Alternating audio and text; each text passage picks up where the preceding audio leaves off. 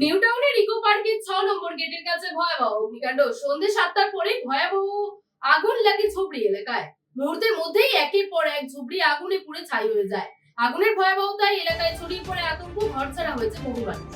খবর পেয়ে ঘটনাস্থলে পৌঁছায় দমকল বাহিনী। প্রথমে আগুন নিয়ন্ত্রণে আনতে পাঠানো হয় 5টি দমকল ইঞ্জিন, তবে আগুনের তীব্রতা বাড়তে থাকায় তারপরে আবারও 5টি ইঞ্জিন ঘটনাস্থলে আনা হয়। দীর্ঘ প্রচেষ্টার পর দমকল কর্মীরা আগুন অনেকটাই নিয়ন্ত্রণে আনতে সক্ষম হচ্ছেন, তবে এই অগ্নিকাণ্ডে ক্ষয়ক্ষতির পরিমাণ এখনো পর্যন্ত খতিয়ে দেখা হচ্ছে।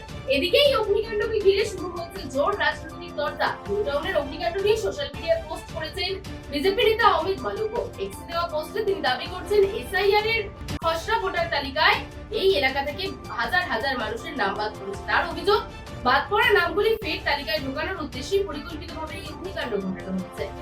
অমিত মালব্যর পোস্টে আরো লেখা রয়েছে, আগুন নিয়ে রাজনীতি করছেন মুখ্যমন্ত্রী মমতা বন্দ্যোপাধ্যায়। যদিও এই অভিযোগের পাল্টা প্রতিক্রিয়া কোনো শাসক শিবিরের তরফে স্পষ্ট আসেনি। তখনই নিউ টাউনের ইকো পার্ক সংলগ্ন এই অগ্নিকাণ্ড এখন শুধু দুর্ঘটনার প্রশ্নেই সীমাবদ্ধ নেই, তা ঘিরে শুরু হয়েছে জোর রাজনৈতিক বিতর্ক। তদন্তের দিকেই এখন নজর সকলে।